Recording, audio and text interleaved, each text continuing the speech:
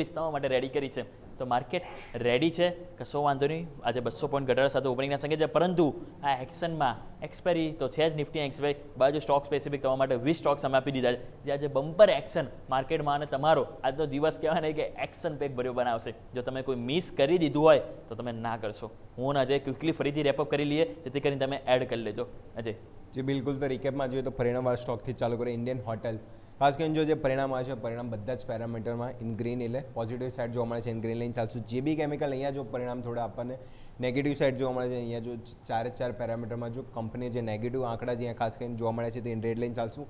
Fertiliser stock ફોકસમાં રહેશે, ખાસ કરીને ફેક્ટ અને ચંબલ ફર્ટિલાઇઝર, કારણ કે બંને સ્ટોકમાં જો જે સબસિડરીને મંજૂરી આપી દીધી છે, અંદાજિત આંકડો 10 થી 15 આંકડો ગ્રીન લાઇન ચાલશું. નેક્સ્ટ વાત કરીએ તો અનંતરાજ, ખાસ કરીને જોઈશું રિયલ્ટી પેક્ટ આંકડા જે પણ જોઈશું ક્વાર્ટર ફોરના બેઝ જોવા મળે છે, તો અનંતરાજમાં બી જો પોઝિટિવ મોમેન્ટમ આજે જોવા મળી શકે છે. Green line ચાલશું. નેક્સ્ટ વાત કરીએ તો હિન્દુસ્તાન ઝિંક, અહીંયા બી જો જે પણ સિલ્વરમાં જે પણ તેજી જોવા મળતી $86 આજુબાજુ ઇન્ટરનેશનલ માર્કેટમાં, તે જ મોમેન્ટમ હિન્દુસ્તાન ઝિંકમાં આજે જોઈ શકે છે. ગ્રીન રહેશે. ટેકનિકલ સ્ટોકમાં વાત કરીએ તો એક ફોર્ટિસ હેલ્થકેર, અહીંયા બી જો સ્ટ્રક્ચર પોઝિટિવ છે.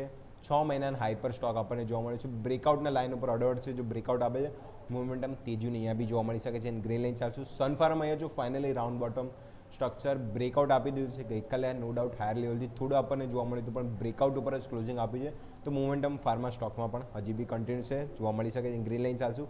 લાસ્ટ બંને ટેકનિકલ સ્ટોકમાં ગોદરેજ પ્રોપર્ટી, ઇનસાઇડ બારનું બ્રેકડાઉન, જે પણ રિયલ ડિપેક્ટમાં સ્ટ્રક્ચર જોઈશું, થોડું દબાણ જોવા વધારે બની રહ્યું છે, ત્યાં બી થોડું જોઈશું દબાણ જોવા મળી શકે છે. ઇન્ટ્રેડ લઈને ચાલશું. લાસ્ટ વાત કરીએ તેમાં જોઈશું કે સ્વિગી, ગઈકાલે પરિણામ આવે, પરિણામ બાદ પીટાઈ અને સ્ટોક જોઈશું ઓલ ટાઈમ હાઈથી આપણે જોઈશું 50%થી વધારે સ્ટોક કરેક્ટ થઈ ગયો છે, તો સ્ટ્રક્ચર હજી બી વધારે નેગેટિવ છે, પેન હજી પણ વધારે જોવા મળી શકે છે. એટલે સ્વિગી ઇન રેડ લઈને ચાલશું.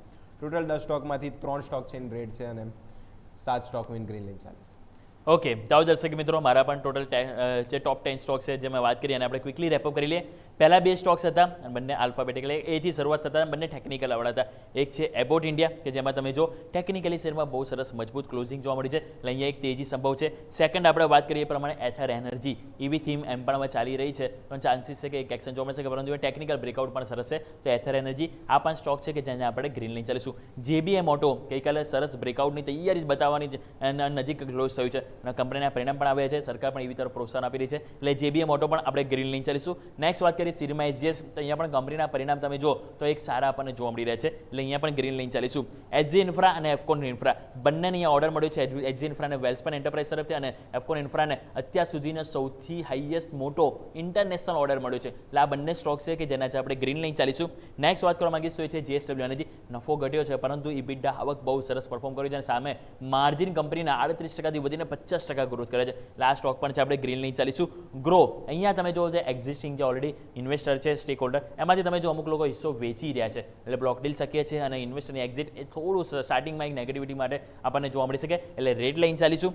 ગોદરેજ પ્રોપર્ટીઝ ઓલરેડી અજયે વાત કરી કે જેમાં આપણને એક એક્શન જોવા મળશે, પરંતુ એના સિવાય તમે જો પીજી ઇલેક્ટ્રોપ્લાસ્ટ તમે જો કે અહીંયા પણ એક કમજોરી જોવા મળી શકે છે. અને બીજો સ્ટોક્સ આપણે જો વાત કરીએ તો એચડીએફસી બેંક, કે અહીંયા પણ બહુ જ મહત્વના ક્રુશિયલ સપોર્ટ ઉપર એક ગઈકાલે ફોલિંગ કેન્ડલ ટાઈપ આપણને ક્લોઝિંગ જોવા છે, તો બંને સ્ટોક્સ આપણે રેડ લઈને ચાલીશું. સો મારા પણ ટોટલ જે આપણે ટોપ 10 સ્ટોક્સ વાત કરીએ એમાં 3 સ્ટોક્સ રેડ છે અને 7 સ્ટોક્સ પોઝિટિવ છે. તો અજયના પણ 3 સ્ટોક્સ રેડ છે અને 7 સ્ટોક્સ પોઝિટિવ છે. સો પોઝિટિવના આંકડા પરથી મને યાદ આવ્યું અજય કે થાલા ફોર અ રીઝન, કારણ કે 7 સ્ટોક છે કે જે બંનેના પોઝિટિવ આજે આપણને જોવા મળી રહી છે. સો ટોટલ બેસ્ટ 20 સ્ટોક્સની વોચ લિસ્ટમાં અમે ટોટલ તમારા માટે 14 સ્ટોક્સ છે જે પોઝિટિવ અને 6 સ્ટોક્સ છે કે જેને લાલ નિશાન સાથે આપણે વોચ કરીશું. સો દર્શક મિત્રો, રેડી થઈ જાઓ, ઇન્ટ્રાડે ગેમમાં આપણે સમાપ્ત કરીશું. સો ને અહીંયા એક